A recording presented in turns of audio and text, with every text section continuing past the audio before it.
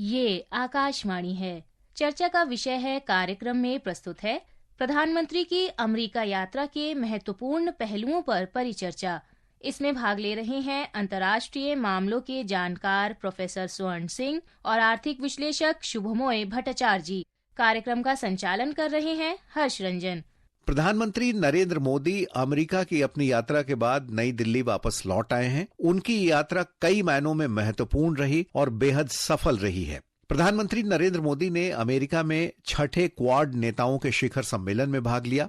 New York में संयुक्त राष्ट्र महासभा में भविष्य के शिखर सम्मेलन को संबोधित किया। भारतीय मूल के लोगों से भी उन्होंने मुलाकात की। प्रधानमंत्री की इस यात्रा पर आज हम चर्चा करेंगे। हमारे साथ पैनल में हैं प्रोफेसर स्वर्ण सिंह, अंतर्राष्ट्रीय मामलों के विशेषज्ञ हैं। बहुत बहुत स्वागत प्रोफेसर स्वर्ण सिंह आपका आकाशवाणी में। नमस्कार हर्ष, और धन्यवाद अपने कार्यक्रम में जोड़ने के लिए। धन्यवाद। और थोड़ी ही देर में हमारे साथ जुड़ने वाले हैं इकोनॉमिक एनालिस्ट शुभमोय भट्टाचार्य जी। हमारी संवाददाता हिमानी राणा भी अमेरिका गई थी। सुनते हैं उनकी ये रिपोर्ट। प्रधानमंत्री ने अपने दौरे की शुरुआत अमेरिकी राष्ट्रपति जो बाइडेन के साथ बैठक से की। राष्ट्रपति बाइडेन ने इसे विशेष महत्व देते हुए इस बैठक की मेजबानी विल्मिंगटन, डेलावेयर में अपने निवास पर की।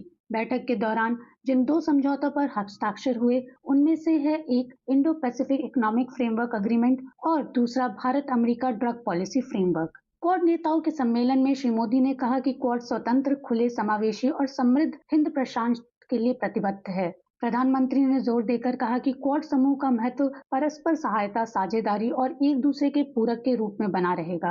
हमने मिलकर health security, critical and emerging technology, climate change, capacity building जैसे क्षेत्रों में कई सकारात्मक और समावेशी इनिशिएटिव लिए हैं। हमारा मैसेज साफ है, Quad is here to stay, to assist, to partner and to complement. Quad नेताओं ने हिंद महासागर में नेतृत्व के लिए प्रधानमंत्री मोदी और भारत की सराहना की। क्वाड एजेंडे को आगे बढ़ाने के लिए क्वाड नेताओं ने क्वाड विल्मिंगटन घोषणा को भी अपनाया। कैंसर मूनशॉट कार्यक्रम में प्रधानमंत्री मोदी ने कहा कि भारत GAVI वैक्सीन अलायंस और क्वाड पहल के तहत हिंद प्रशांत देशों के लिए 4 करोड़ वैक्सीन खुराक का योगदान देगा। मुझे खुशी है कि इंडो पैसिफिक देशों के लिए गावी और क्वाड की पहलों के अंतर्गत भारत से 40 मिलियन वैक्सीन डोसेज का योगदान दिया जाएगा। ये 40 मिलियन वैक्सीन डोसेज करोड़ों लोगों के जीवन में आशा की किरणें बनेगी। शिखर सम्मेलन के दौरान प्रधानमंत्री मोदी ने जापान के प्रधानमंत्री फूमियो किशिदा और ऑस्ट्रेलियाई प्रधानमंत्री एंटनी अल्बनीज के साथ द्विपक्षीय बैठकें भी की। प्रधानमंत्री की यात्रा का एक अन्य आकर्षण अमेरिका द्वारा 297 पुरावशेषों की वापसी रहा, जो चोरी से या तस्करी से भारत से ले जाए गए थे। इन्हें शीघ्र ही स्वदेश लाया जाएगा। यात्रा के दूसरे दिन प्रधानमंत्री ने न्यूयॉर्क के लॉन्ग आइलैंड में नासा कॉलोजियम में भारतीय अमेरिकी समुदाय के एक बड़े कार्यक्रम में भाग लिया। भारत अमेरिका द्विपक्षीय संबंधों में प्रवासी भारतीयों की भूमिका की सराहना करते हुए श्री मोदी ने कहा कि उनका कौशल और प्रतिभा बेजोड़ है। कार्यक्रम में प्रधानमंत्री ने भारत को विकसित राष्ट्र बनाने के लिए PUSHP पुष्प मंत्र भी दिया। आपको एक शब्द याद रहेगा, पुष्प, और मैं पुष्प को डिफाइन करता हूँ। P for progressive Bharat, U for unstoppable Bharat, S for spiritual Bharat, H for humanity first को समर्पित Bharat, P for prosperous Bharat, यानी पुष्प। बाद में प्रधानमंत्री ने MIT स्कूल ऑफ इंजीनियरिंग द्वारा आयोजित एक गोलमेज सम्मेलन में न्यूयॉर्क में तकनीकी उद्योग जगत की प्रमुख हस्तियों से बातचीत भी की। यह गोलमेज बैठक मुख्य रूप से आर्टिफिशियल इंटेलिजेंस, जैव प्रौद्योगिकी और सेमीकंडक्टर तकनीक पर केंद्रित थी। प्रधानमंत्री ने भारत में आर्थिक परिवर्तन, विशेष रूप से इलेक्ट्रॉनिक्स और सूचना प्रौद्योगिकी, विनिर्माण, सेमीकंडक्टर, बायोटेक और हरित विकास का उल्लेख किया तथा कंपनियों को इन क्षेत्रों में भारत में निवेश करने के लिए आमंत्रित किया। Biotechnology for economy, employment and environment, इन तीनों चीजों को लेकर के मैंने बायो E3 पॉलिसी को बल दिया है। 2030 तक भारत की बायो इकोनॉमी बढ़कर $300 बिलियन की होने की संभावना देखते हैं। 2025 तक भारत में 10,000 से ज्यादा बायो स्टार्टअप्स की संभावना मैं देख रहा हूँ। इसके बाद प्रधानमंत्री ने नेपाल के प्रधानमंत्री KP शर्मा ओली, कुवैत के क्राउन प्रिंस शेख सबा खालिद अल हमद अल सबा और फलस्तीनी राष्ट्रपति महमूद अब्बास के साथ अलग अलग द्विपक्षीय बातचीत की। यात्रा के तीसरे दिन संयुक्त राष्ट्र महासभा में भविष्य का शिखर सम्मेलन में श्री मोदी ने कहा कि डिजिटल पब्लिक इंफ्रास्ट्रक्चर बाधा की बजाय एक सेतु की तरह होना चाहिए।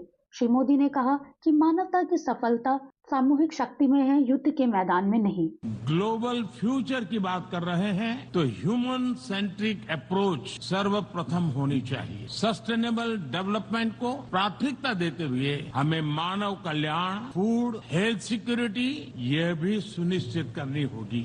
बहुपक्षीय संस्थानों में सुधारों के बारे में बात करते हुए प्रधानमंत्री ने कहा कि वैश्विक संस्थानों में सुधार की आवश्यकता है, क्योंकि सुधार ही इनकी प्रासंगिकता बनाए रखने की कुंजी है। ग्लोबल संस्थाओं में रिफॉर्म्स आवश्यक है। Reform is the key to relevance. African Union को नई दिल्ली समिट में G20 की स्थायी सदस्यता इसी दिशा में एक महत्वपूर्ण कदम था। वैश्विक शांति और सुरक्षा के लिए एक तरफ आतंकवाद जैसा बड़ा खतरा है तो दूसरी तरफ साइबर, मैरीटाइम, स्पेस जैसे अनेक संघर्ष के नए नए मैदान भी बन रहे हैं। इन सभी विषयों पर मैं जोर देकर कहूंगा कि global action must match global ambition. संयुक्त राष्ट्र महासभा से अलग प्रधानमंत्री ने न्यूयॉर्क में यूक्रेन के राष्ट्रपति व्लादिमीर ज़ेलेंस्की से बातचीत की। प्रधानमंत्री ने कहा कि भारत संघर्ष के स्थायी और शांतिपूर्ण समाधान के लिए सभी तरह की मदद के लिए तैयार है।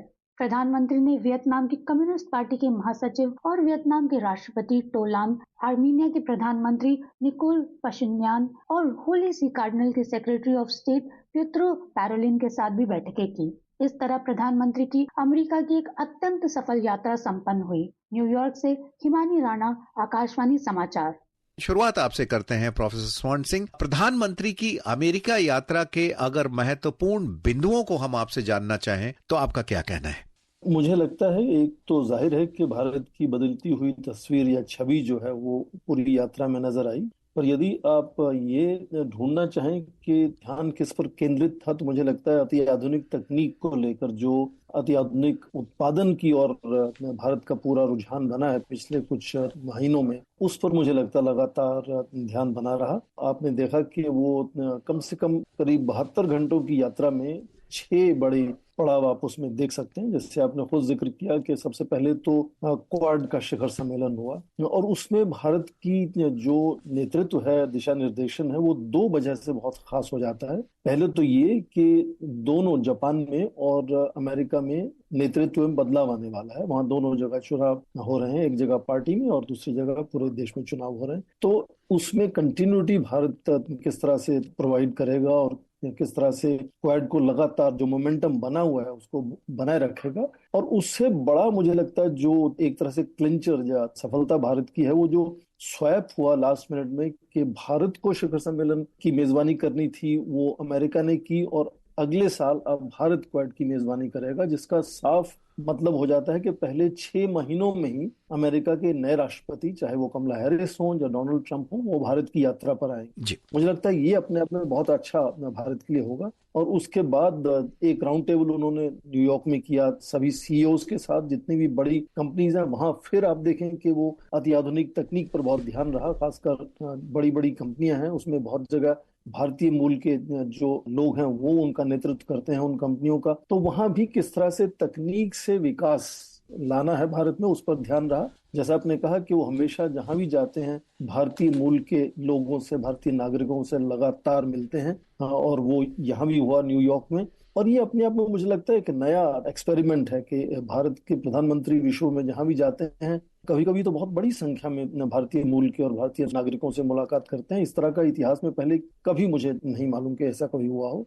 फिर उसके अलावा जो भविष्य को लेकर शिखर सम्मेलन हुआ यूएन जनरल असेंबली का, उसमें भी भारत की आवाज और भारत का जो सोच है, दर्शन है, वो इसलिए भी प्रभावी और ज्यादा एक तरह से नजर में विश्व की आता है क्योंकि दोनों बड़े नेता जो ग्लोबल साउथ के आप मान सकते हैं, जो लीस्ट डेवलपिंग कंट्री को रिप्रेजेंट करते हैं, राष्ट्रपति व्लादिमीर पुतिन और राष्ट्रपति शी जिनपिंग इस शिखर सम्मेलन में नहीं आए, जिसका मतलब है कि भारत के प्रधानमंत्री की जो सोच है वो पूरे ग्लोबल साउथ को या लीस्ट डेवलप्ड या डेवलपिंग कंट्रीज को रिप्रेजेंट करती है एक तरह से। हालांकि और भी बहुत राष्ट्राध्यक्षों ने इसमें शामिल हुए इसमें। तो कई तरीकों से आप देखें कि भारत की बदलती तस्वीर को और बदलती तस्वीर से भारत की क्या सोच है, किस तरह से भारत अपने विकास को विश्व विकास में जोड़कर देखता है, और उसके साथ साथ किस तरह से ये विकास में तकनीक का बहुत ही अहम योगदान रहने वाला है। ये मुझे लगता है इस यात्रा का पूरी तरह से इस पर ध्यान केंद्रित था। हाँ, कह सकते हैं कि एक तरह से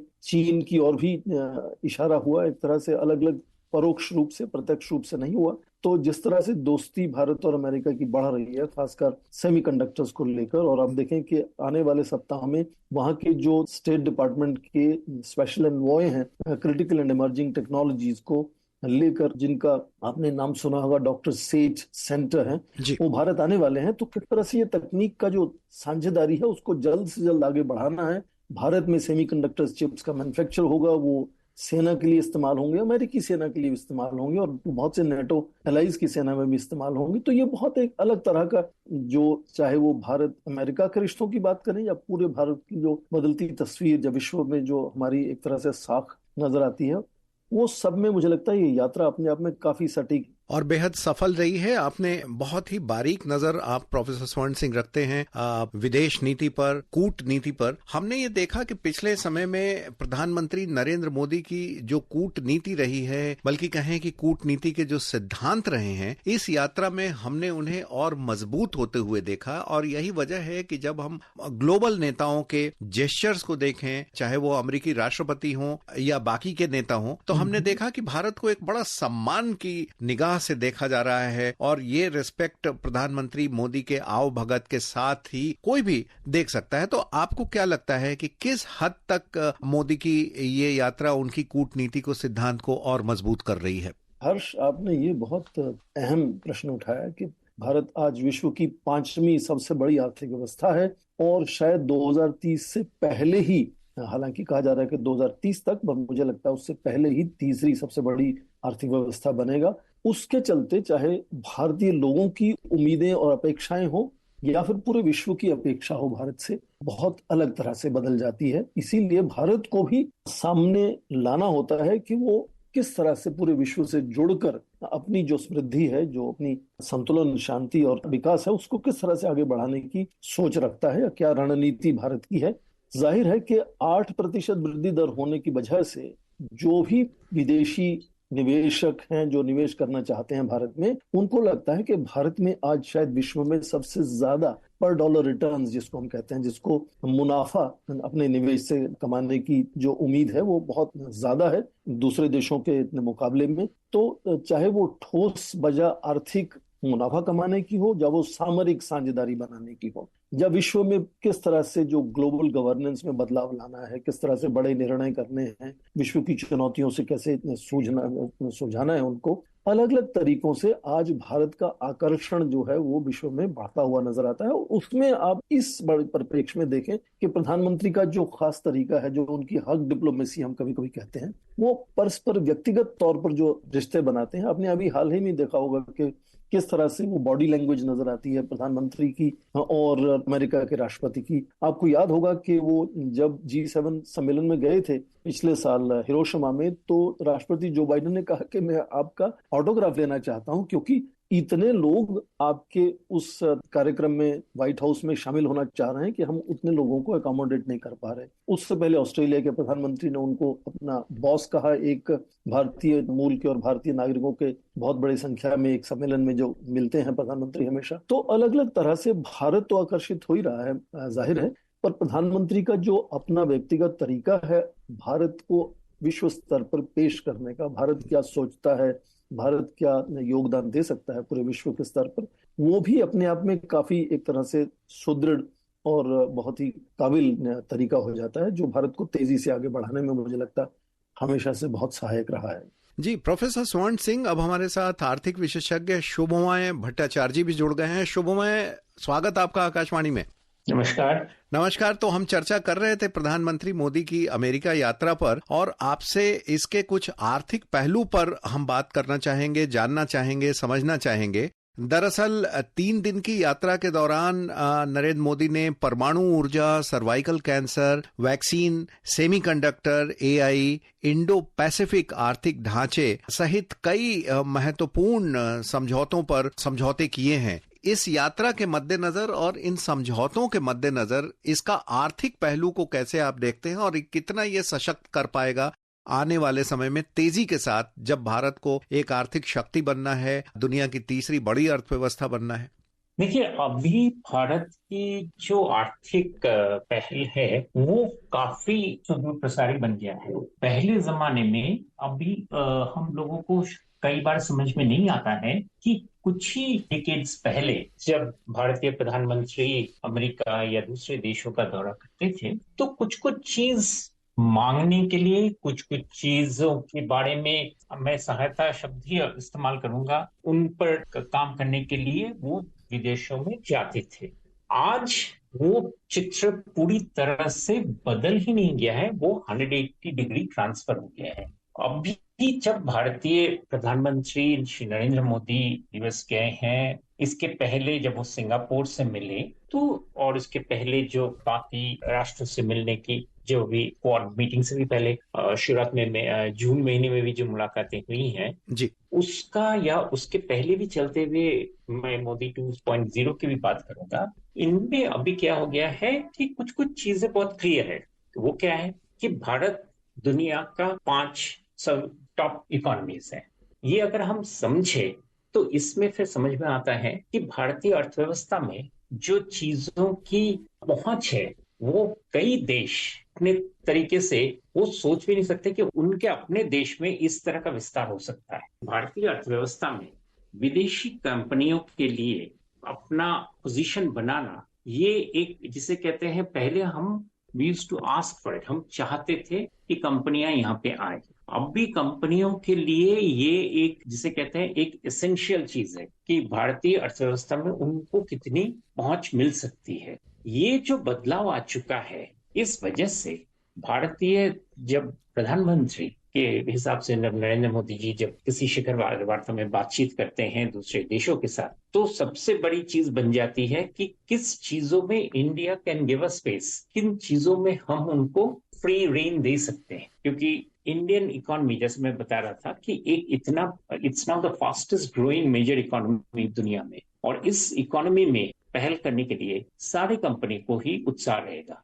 उस उत्साह को जगह देते हुए साथ में उनके साथ भारतीय जो जरूरतें हैं उनको बैलेंस करके रखना एक जिसे कहते हैं मोस्ट सेटिस्फाइंग एक सिचुएशन है भारत के लिए। और यही चीजों का आगे चलते हुए देखेंगे कि किन किन चीजों में, किन किन सेक्टर्स में इन्वेस्टमेंट, एक्सपेंशन और इन सभी चीजों का एक समावेश बनता हुआ आपको दिखाई देगा। तो उसी का ही एक क्रम था ये इस बारी का, जैसे यूएस में प्रेसिडेंट बाइडेन के साथ उनका जो डिस्कशन था वो एक रूप, और इस तरह का आपको कहीं और अभी दिखेंगे। जी, और प्रोफेसर स्वर्ण सिंह के पास आते हैं। इस दौरे के क्रम में यूएन में समिट ऑफ द फ्यूचर को प्रधानमंत्री नरेंद्र मोदी ने संबोधित किया। इस मौके पर उन्होंने वैश्विक संस्थाओं में सुधार का मुद्दा बड़े जोर शोर से उठाया। हालांकि उन्होंने किसी संस्था का नाम नहीं लिया। तो आपको क्या लगता है ये कौन सी संस्थाओं की बात कर रहे हैं, और जो ये सुधार है किस तरीके की सुधार की आवश्यकता है वैश्विक संस्थाओं में?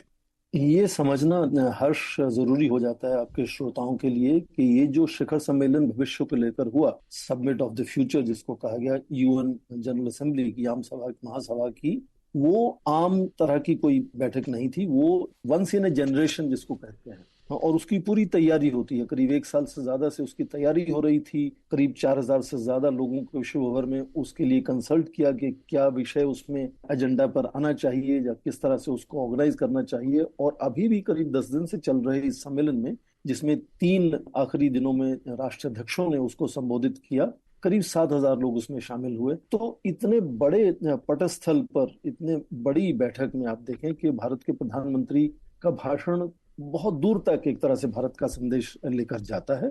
उसमें कई बातों का जिक्र हुआ, पर आपने क्योंकि पूछा कि किस तरह से जो अंतर्राष्ट्रीय स्तर पर जो संस्थान हैं, जो निर्णय लेने के तरीके हैं, उसमें सुधार होने की जरूरत है, ये प्रधानमंत्री ने कहा। जाहिर है कि उसको समझने के लिए विदेश मंत्री का भाषण जो एशिया सोसाइटी में हो एक दिन बाद वाशिंगटन में, वो उसकी तरफ इशारा करता है, जहां उन्होंने कहा कि सबसे ज्यादा महत्वपूर्ण आज ये है कि अंतर्राष्ट्रीय संस्थानों में जो निर्णय लेने के तरीके हैं उसमें आज रीबैलेंसिंग की जरूरत है, क्योंकि जो संस्थान बनाए गए थे दूसरे विश्व युद्ध के बाद वो शायद आज पूरी तरह से विश्व का प्रतिनिधित्व नहीं कर पा रहे हैं और बहुत से नए देश उभर कर सामने आए। खासकर उन्होंने वहां एशिया सोसाइटी में एशिया का जिक्र भी किया।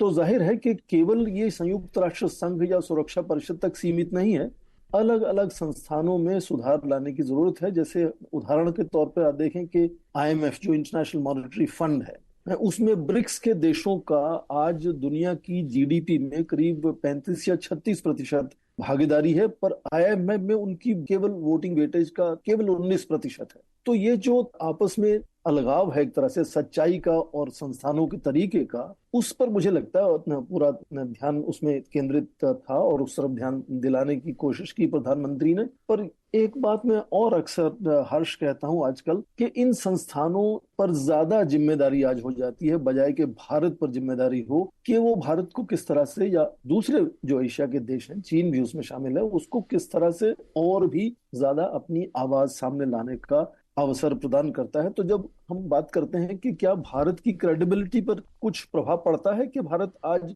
संयुक्त राष्ट्र की सुरक्षा परिषद का 27 सदस्य नहीं है, मुझे लगता है भारत की क्रेडिबिलिटी पर इस पे आज कोई असर नहीं पड़ता। पूरा विश्व जिस तरह से जुड़ रहा है भारत के साथ, आज ये क्रेडिबिलिटी का इशू सुरक्षा परिषद पर है कि क्या वो विश्व को ठीक से प्रतिनिधित्व दे पा रहा है या नहीं दे पा रहा है। तो मुझे लगता है कि ये जो सोच है कि आज विश्व के संस्थानों को सुधार लाने की ज्यादा जरूरत है, बजाय कि भारत को उसमें अपना स्थान पाने की, ये जो आर्ग्यूमेंट हम कुछ लोग इसमें देते आ रहे हैं कुछ वर्षों से, मुझे लगता है कि वो ज्यादा सटीक है कि भारत का प्रभाव इन संस्थानों के बाहर रहते हुए भी उतना ही ज्यादा बढ़ रहा है जितना बढ़ना चाहिए। इन संस्थानों का भला होगा यदि ये भारत को स्थायी सदस्यता सुरक्षा परिषद में देते हैं और दूसरे जितने संस्थान हैं निर्णय लेने के, ग्लोबल गवर्नेंस में और कई तरह के सुधारों की जरूरत है। जो विषय दूसरे विश्व युद्ध के बाद बहुत अहम थे वो आज इतना अहम नहीं है। आज हम पर्यावरण की चिंता करते हैं, आज हम रिफ्यूजीज को लेकर चिंता करते हैं,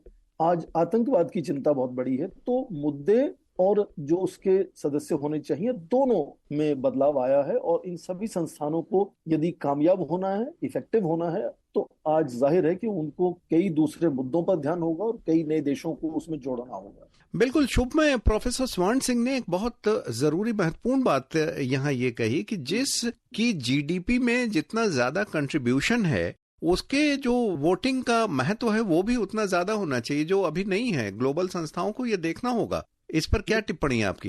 ये बिल्कुल ही सही वक्त है। इन इंटरनेशनल कॉन्फ्रेंसेस, इंटरनेशनल जैसे मैं कहूँगा ऑर्गेनाइजेशंस हैं, उन सबको एक रीफॉर्मिंग या रीऑर्गेनाइजिंग करना अपने प्लेटफॉर्म्स पे। क्यों? क्योंकि अभी आपको याद होगा कुछ दिनों पहले लैरी समर्स और एनके सिंह ने वर्ल्ड बैंक और उसके चलते बाकी सारे ऑर्गेनाइजेशंस में मूलभूत सुधार की बात का एक ब्लूप्रिंट दिए थे। और ये ब्लूप्रिंट बहुत, जैसे मैं कहूँगा, बहुत सिग्निफिकेंट ब्लूप्रिंट है, क्योंकि G20 के पटल पर इसको रखा गया। और इसीलिए रखा गया कि इन सारे चीजों को, इन सारे ऑर्गेनाइजेशंस को अगर हम सही तरीके से चेंज की अगर बात सोचे तो ये एक फ्रेमवर्क बहुत ज्यादा, जैसे कहते हैं, बेसिक रिफॉर्म्स की बात आ जाती है। मैं ये नहीं कहता कि ये ऑर्गेनाइजेशंस अपने आप में सही नहीं रहे, लेकिन इनकी जो डेवलपमेंट्स हैं आज के जमाने में,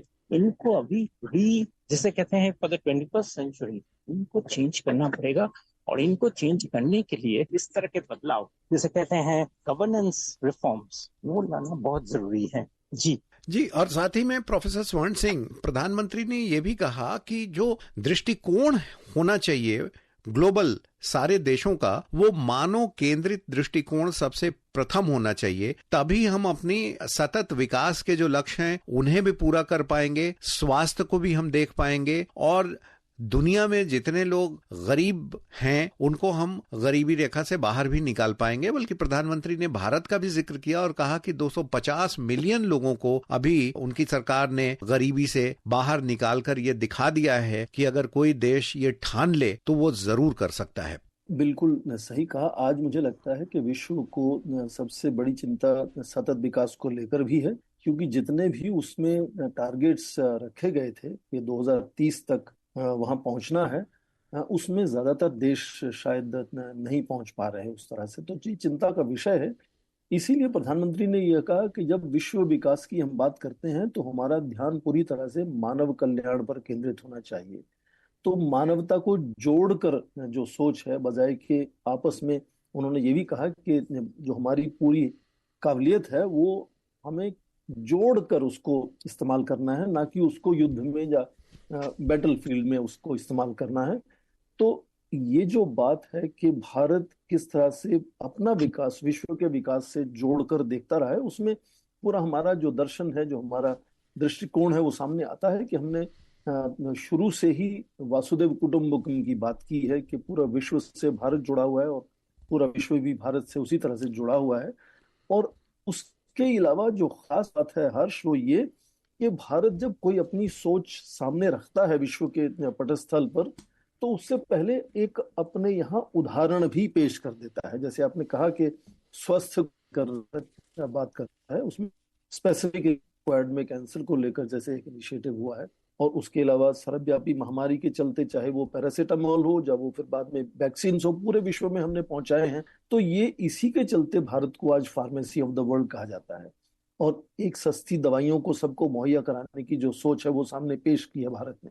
तो जब ये उदाहरण पेश करने के बाद भारत विश्व स्तर पर, चाहे वो स्वास्थ्य की बात हो, संतुलन की बात हो, तकनीक की बात हो, आतंक की बात हो, रेफॉर्मेशन की बदलाव और सुधार लाने की बात हो, तो उस बात में मुझे लगता है कि जो प्रभाव उस बात का है वो बढ़ जाता है। और इसीलिए आज पूरे विश्व में भारत जुड़ना चाहता है अलग अलग तरह से। इसीलिए विदेश नीति का जो पूरा ध्यान है वो हमारे यहाँ से नॉन अलाइनमेंट से आज मल्टी अलाइनमेंट पर हो गया है। जितने देशों में, जितने क्षेत्रों में भारत भागीदारी साझेदारी बना सकता है, बना रहा है। और उसी में ये यात्रा जो है, ये सब पहलू इस यात्रा में साफ नजर आते हैं। जी, और शुभ, मैं एक त्वरित टिप्पणी आपसे चाहता हूं कि इस समय देखिए भारत का जो इलेक्ट्रॉनिक सेक्टर है वो $150 बिलियन से अधिक का है। सरकार ने लक्ष्य रखा है कि अगले 6-7 वर्षों में 2030 तक ये $500 बिलियन तक का हो जाना चाहिए, और इस दिशा में बहुत तेजी से काम कर रहे हैं। इसके तहत सेमीकंडक्टर और एआई से हमें कितना सपोर्ट मिलने वाला है, खास करके जो समझौते हुए हैं हाल के दिनों में? हर्ष, मैं बता रहा हूँ कि भारतीय अर्थव्यवस्था में पहले बहुत सारे क्रिटिकल टेक्नोलॉजीज के कंपनी आने में कतराते थे, क्योंकि भारतीय अर्थव्यवस्था इतना विस्तृत हो चुका है और पोटेंशियल इतना ज्यादा है कि उस सेक्टर में अभी इन सारी कंपनीज को जरूरत पड़ गया है कि भारत में ही अपना डेवलपमेंट सेंटर बनाए। तो सेमीकंडक्टर्स जैसे आप देखेंगे, और भी सारे जो क्रिटिकल चीजें, रोबोटिक्स, इन सभी सेक्टर्स में जो कंपनियां ने नया चीजें लेकर आने, एक नया सेक्टर जिसमें बहुत ज्यादा काम हो रहा है वो है बायोटेक्नोलॉजी। इन सभी सेक्टर्स में कंपनियां इसलिए आना चाहते हैं क्योंकि इंडियन मार्केट उनके लिए बहुत फायदे का चीज है, और इसीलिए वो इस पर ज्यादा ध्यान देना चाहते हैं। कोई भी टारगेट से ज्यादा मैं समझता हूँ जो स्केल है, जो ग्रोथ का जो क्रम चल रहा है, वो ज्यादा इम्पोर्टेंट है जी। और अगर आप उसमें देखें कि कौन से कंपनीज इन्वॉल्व होना चाहते हैं, कौन से कंपनीज अपने आप को इसमें शामिल रखना चाहते हैं, तो वो देखकर पता चलता है कि इंडियन इकोनॉमी में कितना इंटरेस्ट उन सारी कंपनीज को दिख रहा है। तो that is fundamentally very very significant. और ये चीज को ही भारतीय अर्थव्यवस्था का, जिसे कहते हैं गोल्डन स्ट्रीक, या जिसे कहते हैं अपॉर्चुन मोमेंट, जैसे बहुत सारे एडजेक्टिव जो दिया जाता है वो इसीलिए दिया जा रहा है। जी, हमने आज चर्चा की प्रधानमंत्री नरेंद्र मोदी की अमेरिका यात्रा पर, जो बेहद सफल रही है और पूरी दुनिया में इस सफल यात्रा की चर्चा हो रही है। हमारे साथ जुड़े थे प्रोफेसर स्वर्ण सिंह और शुभमय भट्टाचार्य जी। आप दोनों का आकाशवाणी से जुड़ने के लिए बहुत बहुत धन्यवाद। धन्यवाद। अभी आप सुन रहे थे प्रधानमंत्री की अमेरिका यात्रा के महत्वपूर्ण पहलुओं पर परिचर्चा। इसमें भाग ले रहे थे अंतर्राष्ट्रीय मामलों के जानकार प्रोफेसर स्वर्ण सिंह और आर्थिक विश्लेषक शुभमोय भट्टाचार्य जी। कार्यक्रम का संचालन कर रहे थे हर्ष रंजन। ये कार्यक्रम आकाशवाणी के समाचार सेवा प्रभाग द्वारा प्रस्तुत किया गया। इसे आप हमारे mobile app news on AIR और YouTube channel news on AIR official पर भी सुन सकते हैं। इस कार्यक्रम के संबंध में अपनी प्रतिक्रिया आप हमें ईमेल या व्हाट्सएप के माध्यम से भेज सकते हैं। ईमेल का पता है AIRNSDtalks@gmail.com और व्हाट्सएप नंबर है 9289094044।